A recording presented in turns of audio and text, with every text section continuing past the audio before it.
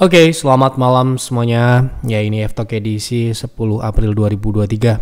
Seperti biasa, malam ini kita akan berikan update market, IHSG, dan saham-saham yang sudah masuk di kolom komentar F-Talk edisi terakhir. Kita akan bahas satu persatu sesuai dengan permintaan ya.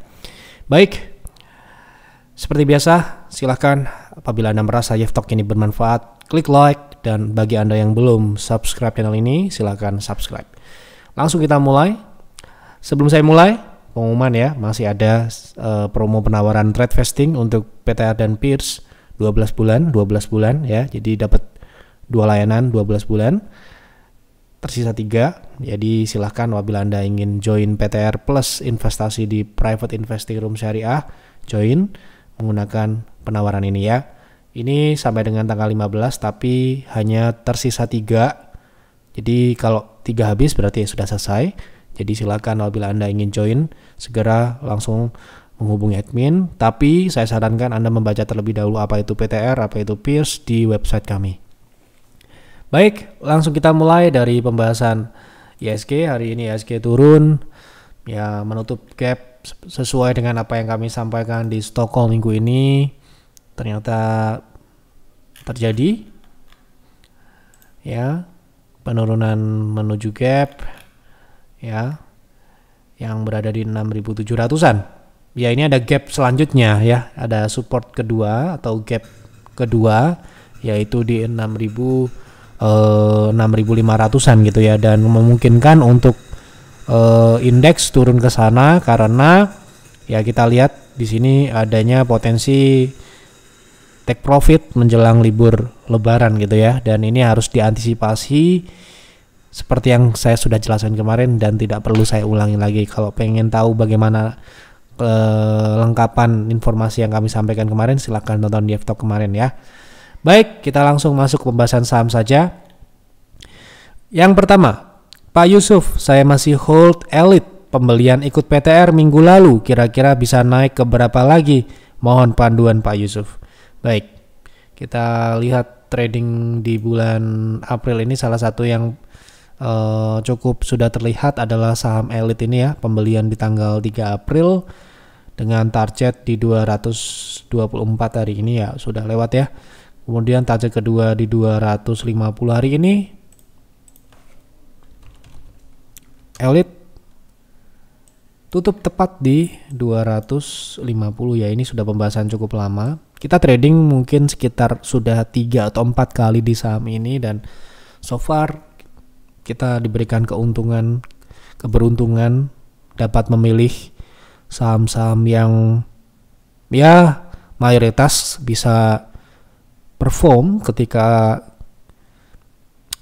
market tidak perform ya, atau seperti hari ini indeks turun tetapi saham yang kita pilih, saham yang kita tradingkan ya mengalami kenaikan gitu ya, dan itu kita harus syukuri. Di bulan puasa ini kita harus banyak-banyak bersyukur, baik itu dikasih profit sedikit, dikasih profit banyak ya, kita harus selalu bersyukur. Supaya apa? Supaya kita diberikan profit selanjutnya yang lebih besar lagi gitu ya. Takutnya kalau kita tidak bersyukur ya kita tidak berikan lagi, karena ya lagi-lagi peran yang di atas itu ada karena kita bersyukur, dan kita akan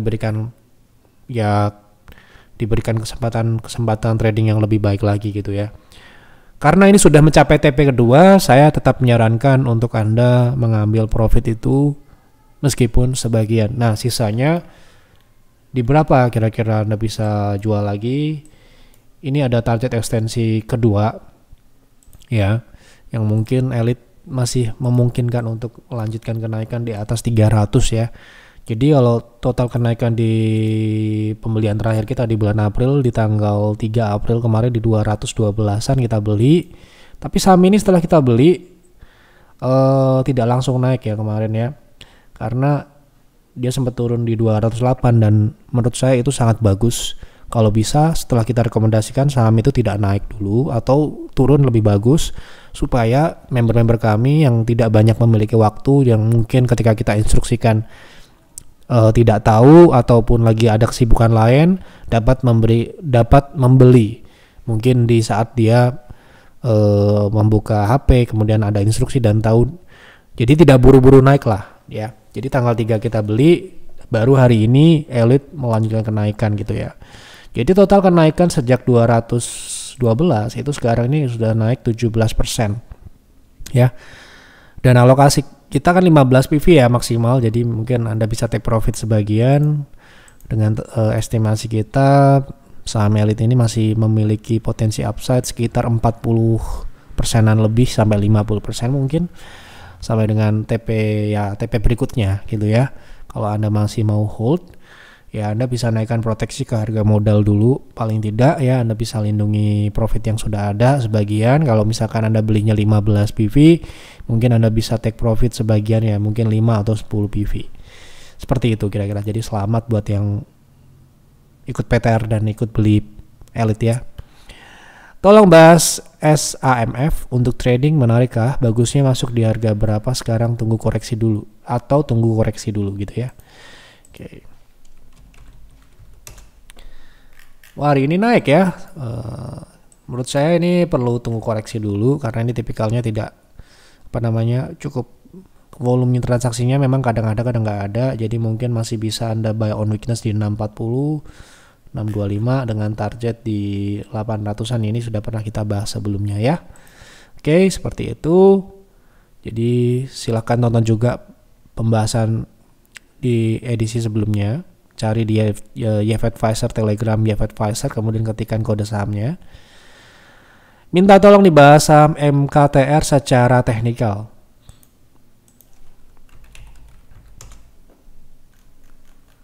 Oke, secara teknikal MKTR masih uptrend ya. Terakhir dia membentuk RI di level tertinggi 300-an. Kemudian sekarang ini sedang mencoba untuk membentuk support baru atau membentuk higher low mungkin. Belum ya.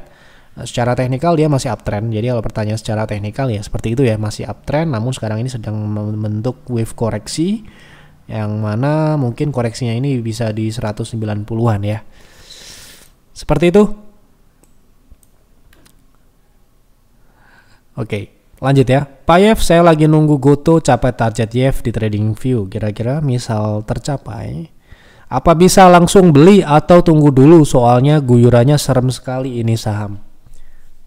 Oke, hari ini Goto turun ya. Oke, target turun Goto di TradingView kita coba lihat berapa. Bagi Anda yang mungkin belum follow kami di TradingView, bisa follow supaya Anda tahu apa prediksi-prediksi kami ya.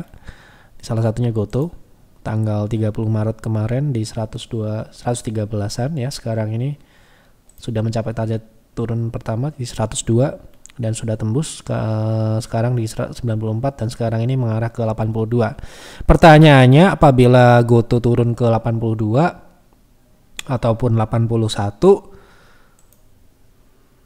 apa bisa langsung beli atau tunggu dulu? Soalnya guyurannya serem sekali. Saat ini mungkin guyurannya cukup serem karena ya pertama breakdown support 100, secara psikologis orang akan buang kiri, sistematis secara sistem banyak yang secara otomatis ya mungkin buang kiri gitu ya. Apalagi kalau Anda lihat kinerja Goto yang sangat bertolak belakang dengan apa yang disampaikan oleh manajemen, menurut saya ya memberikan harapan efisiensi dan sebagainya ternyata belum terbukti sampai dengan tahun 2022 ya. Jadi Goto itu sudah menggaungkan efisiensi sejak tahun kemarin kuartal kedua setelah IPO.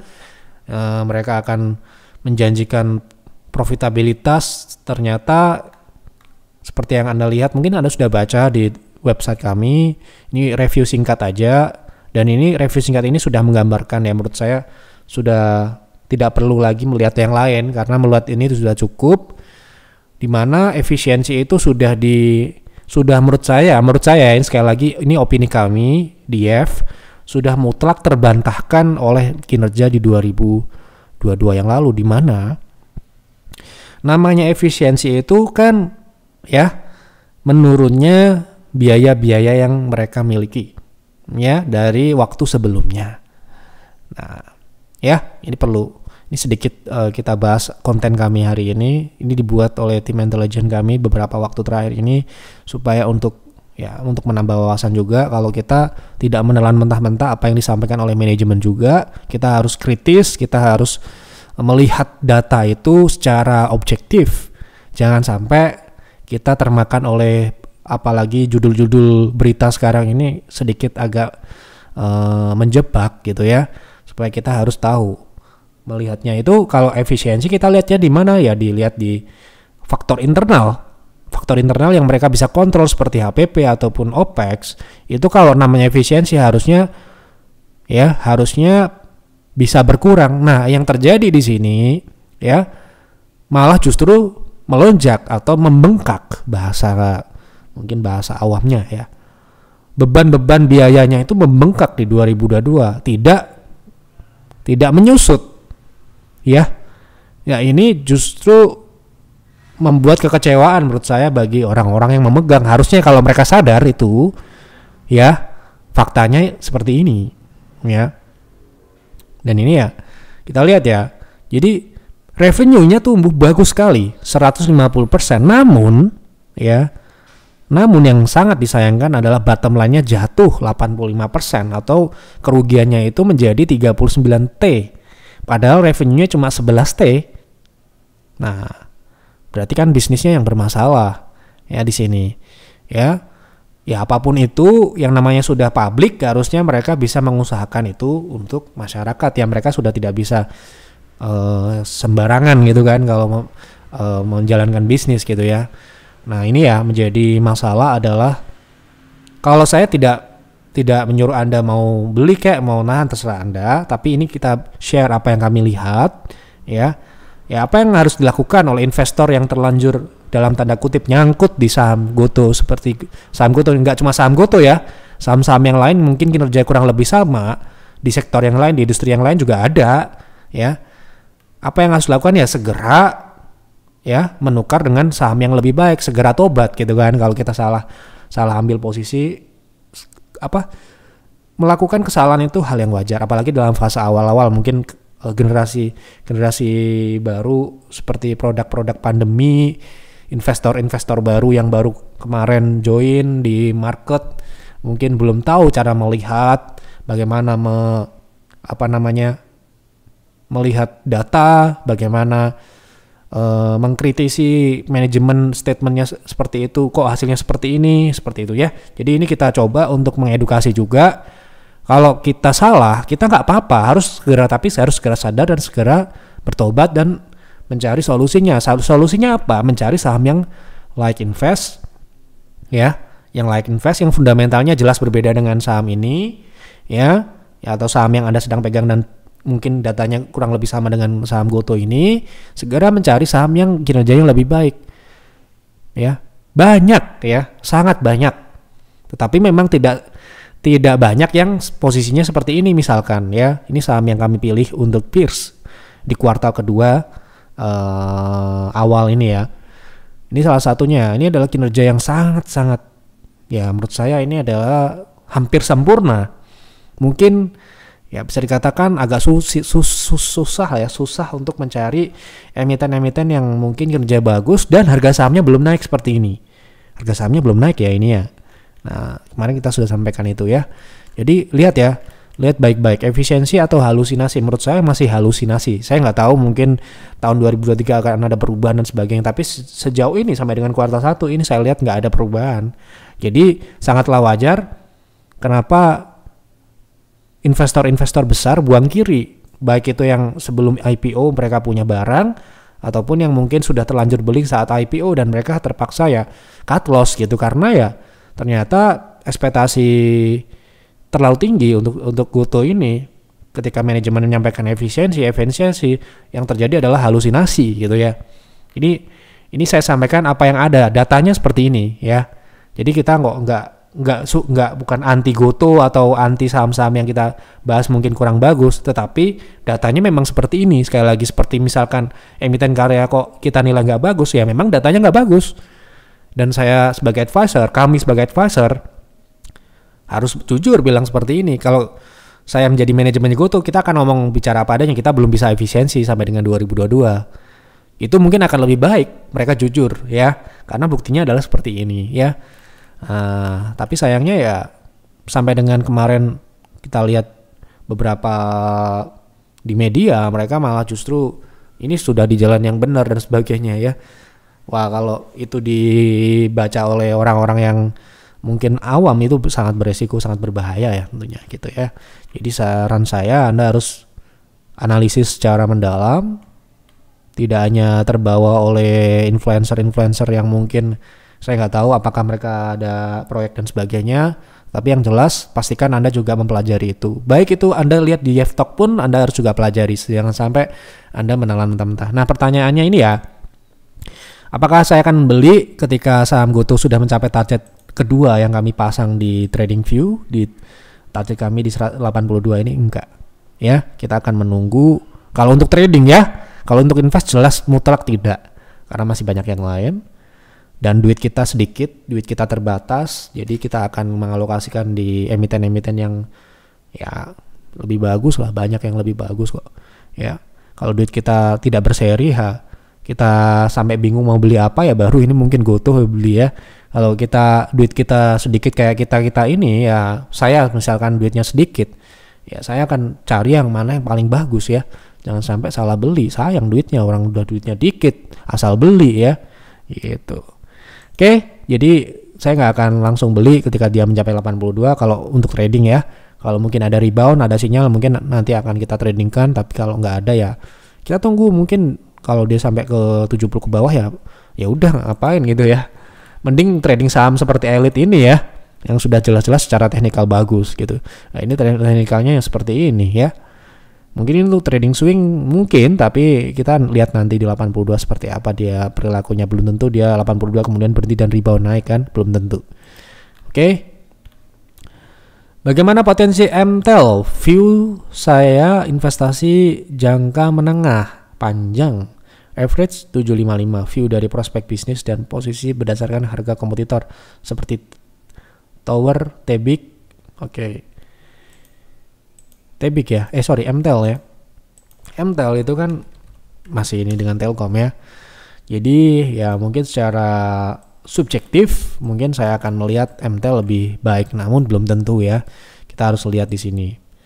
Nah, kita lihat dari apa? Lihat dari pertumbuhan dulu. Pertama, pertumbuhan yang terjadi di saham MTEL ini saham baru, tentunya tidak akan, datanya tidak akan lengkap. Kalau kita masukin ke sistem, dia nggak bisa di-compare dengan Tebik. Karena Tebik sudah lebih lama ya.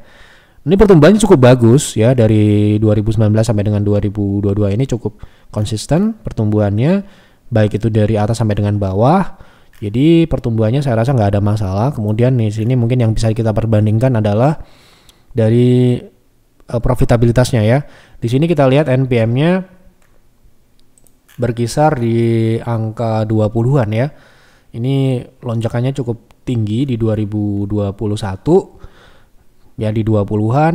Kemudian kita coba compare dengan Tebik ya. Oke, kita coba lihat Tebik apakah profitabilitasnya juga segitu gitu ya. Nah ini jauh lebih tinggi ya, 20-an juga, namun secara rata-rata kalau kita masukin sistem ini pastinya lebih unggul karena datanya lebih panjang. Kemudian TOWR coba misalkan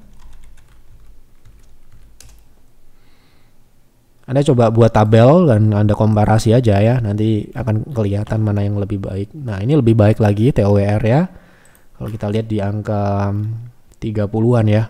Jadi ini di atasnya lebih tinggi profitabilitasnya ya. Saya akan memilih ini dibandingkan saham MTEL gitu ya. Nah kemudian kita lihat dari sisi pertumbuhannya, ini juga pertumbuhannya lebih baik ya, jauh lebih baik ya. Mungkin MTEL ini secara teknikal juga terefleksi ya, dia juga masih baru, jadi kita pakai chart weekly ini aja, dia masih terlihat ini konsolidasi turun ya, jadi mungkin masih bisa ke bawah. Jadi kalau saya mungkin akan memilih TOWR secara fundamental ya. Kalau teknikalnya sejauh ini TOWR mungkin sedang koreksi juga. Ini wave J, ini sudah kita bahas sebelumnya, dan ini menuju target ekstensi mungkin bisa ke angka tidak menutup kemungkinan dia akan seharga MTEL juga 600-an ya, di bawah 700. Jadi mungkin saya akan memilih TWR ya kalau harganya mirip-mirip gitu ya. Baik, seperti itu kira-kira. Semoga mencerahkan. Jadi Anda perlu juga secara detail nanti ya, Anda coba pelajari juga. Itu contohnya cara menganalisis. Kalau sementara ini analisis singkat ini saya memilih TWR. Mohon dilihat TBIK, saya pemula, niat investasi sudah 2 bulan nyangkut di 2250. Investasi tidak perlu takut ya, kalau namanya sudah investasi itu jangka panjang ya, baru 2 bulan ya belum kelihatan lah ya. Ini ya, untuk TBIK ini sangat wajar dia koreksi karena dia sudah naik cukup tinggi. Terakhir kita invest juga di TBIK ini di harga sebelum dia stock split ya. Kita beli di PIR ya, di PIR. Kita beli TBIK itu di tahun 2018-an.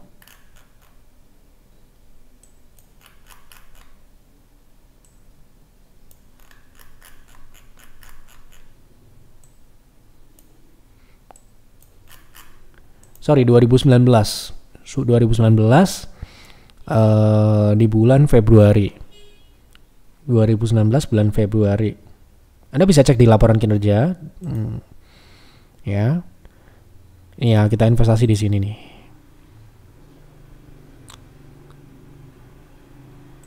Di sinilah kita investasi ini ya.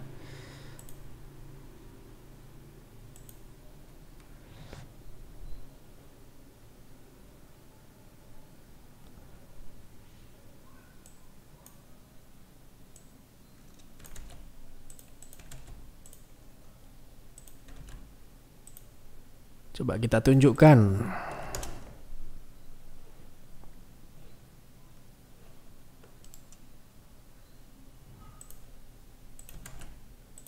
Nah, waktu itu ada TBIK terakhir ya. Coba kita lihat belakang. Ini belum stock split ya. Ini ya, di 4.900 ini sebelum stock split. Jadi wave turun ini ya. Dia turun dari 2015 sampai dengan 2019. Kita masuk di 4.900. Waktu itu dia stock split berapa? Nggak kelihatan ya di sini ya. 800-an kalau nggak salah ya. Ini ya di sini 800-an ini ya. Jadi stock split dari 4.000 ke 800-an. Jadi total kita investasi di saham ini itu sudah naik 200%. Bayangin ya kalau Anda invest di 2019 saham TBIK, Anda untung segini. Nah, sekarang bagaimana dia koreksi ya? Ini sudah mencapai peak yang ini ya, peak 2015. Ini sekarang peak 2015 jadi harganya jadi berapa ya? Ini ya, ini adalah 2000 ya. Jadi ini 2000 TP ketiga kita. Jadi ini sudah lewat, sangat jauh. Nah, sekarang ini dia sangat wajar dia turun. Kemungkinan dia akan retrace ke bawah 0,6. Ya, ini jangka panjang. Jadi 0,6 ini bisa ke 1000. Sekarang ini kan dia sedang di 0,3. Kita coba lihat. 0,3, 0,5. Jadi mungkin masih bisa turun lagi sampai dengan 1600-an. Jadi kalau saya mungkin, saya nggak tahu nih belinya berapa persen, berapa PV. Jadi nggak bisa menyarankan tambah ya. Karena lagi-lagi ya kita nggak bisa kasih saran kalau nggak informasinya nggak lengkap gitu ya. Jadi menurut saya secara teknikal saham ini sudah naik sangat tinggi. Utamanya kami yang sudah investasi sejak 2019 ya. Jadi kalau kita lihat ini mungkin dia masih bisa turun sampai dengan 1600 secara teknikal. Seperti itu. Tadi TOWR juga masih turun, apalagi MTEL tadi ya. Bantu bahas Akra untuk trading bagaimana potensinya. Ini terakhir ya. Nggak banyak nih yang masukin ide. Jadi kalau Anda pengen lihat pembahasan yang lebih banyak, silakan isi di kolom komentar saham apa yang menarik untuk dibahas di F-Talk selanjutnya. Berikan penjelasan ya. Oke, menarik ini untuk trading. Saham Akra ini membentuk rounding bottom yang cukup besar. Jadi ini mungkin akan pergerakan jangka panjang, jangka menengah. Ini terdekat mungkin dia akan naik ke 1690. Untuk trading sudah cukup ya. Ke sini ke 1690, kemudian target ekstensi paling jangka pendek bisa ke 1805 atau 1800-an. Baik, sudah terjawab semua ya. Jadi silahkan apabila ada saham yang menarik untuk dibahas di F-Talk selanjutnya, Bapak Ibu bisa isi langsung di kolom komentar saham apa dan kenapa saham tersebut Anda pilih. Bagi Anda yang ingin join PTR Plus Peers ya, masih ada kesempatan sampai dengan malam ini. Saya nggak tahu setelah F-Talk ini Karena ya biasanya malam-malam biasanya banyak yang daftar ya. Jadi nggak tahu besok pagi kalau Anda baru mau join, saya nggak tahu. Jadi silahkan langsung hubungi admin di Telegram ataupun di WA ya. Kalau Anda belum tahu apa itu PTR, apa itu peer, saya sarankan Anda pelajari dulu, jangan sampai Anda terburu-buru ya. Anda pastikan bayar sesuai dengan apa yang Anda butuhkan, jangan sampai Anda asal-asalan ikut Jeff, ikut Peter, Pierce, padahal nggak tahu itu apa ya. Jangan sampai seperti itu ya. Baik, seperti itu mungkin yang dapat saya sampaikan di F-Talk malam ini. Mohon maaf apabila mungkin ada penyampaian yang kurang berkenan di hati Anda, mungkin ada kata-kata yang kurang tepat. Saya mohon maaf. Tapi Bapak Ibu harus ingat, kami sampaikan di sini apa adanya. Apa yang saya sampaikan adalah apa yang kami lihat, dan apa yang kami lihat belum tentu juga benar. Jadi saya sarankan Anda untuk berpikir ulang, menganalisa lagi, membuat investing plan kalau Anda investasi, buat trading plan kalau Anda trader atau mau trading ya. Itu saja, selamat malam dan selamat beristirahat.